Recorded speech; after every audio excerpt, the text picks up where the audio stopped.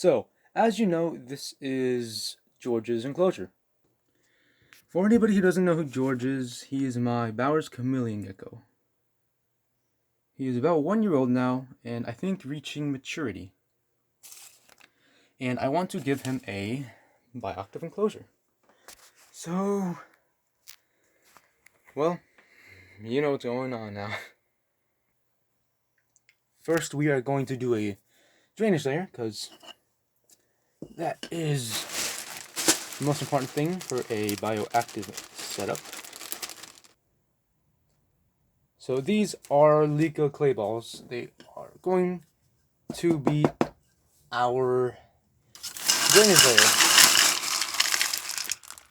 I'm gonna put them in water so they rehydrate and don't suck up water out of the enclosure. And there we go. Just gotta make them hydrated and wait for a little bit. Now usually if you get brand new ones, I'll usually wait overnight. But these are not brand new. I've had these for years. So they're already hydrated and I just had to rehydrate them right now. So I am going to put them in here.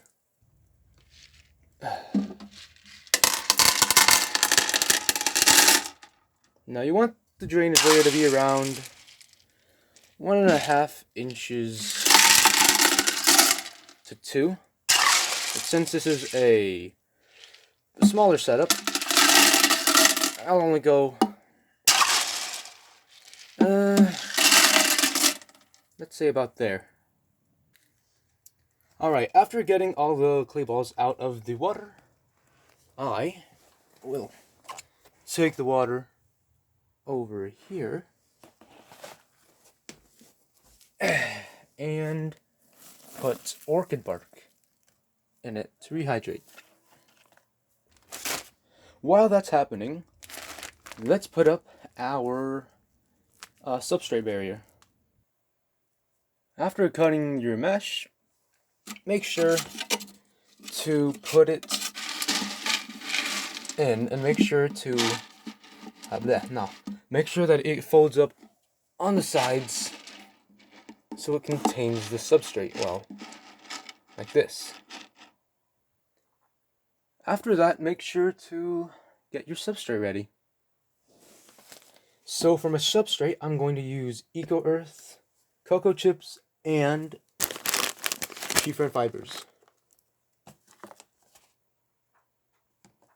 You usually want substrate to be 2 parts cocoa fiber, 1 part tree fern fiber, and 1 part cocoa chips, but however you want the substrate.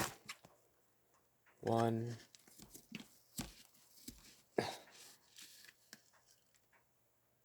2, and there you go. Very nice. You want it to hold itself, but crumble at the same time. And as you can see, the substrate is perfect. Now time to put the substrate in.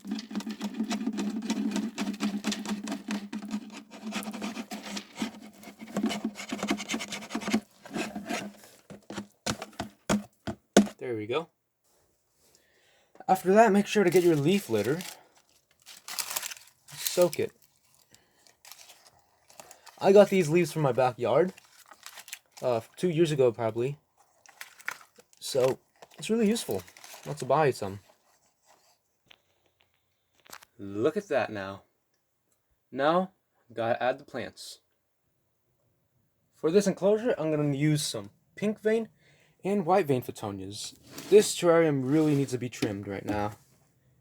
But I'm not gonna trim it tonight, I'll do it later. I'm also gonna use some moss I've cultivated. I got this from Washington. I don't know, somewhere near Minnesota, but it's really nice moss.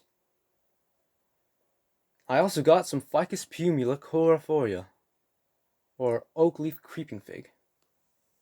Together, got a nice assortment of plants here. Very nice. I'm gonna put the pink vein Fittonia in the back left corner. And boom. It's not the prettiest I've made, but gotta keep in mind that it will grow in a lot over time. So, it's okay. And there we go. It looks a lot worse on camera, but I promise you it's amazing in person.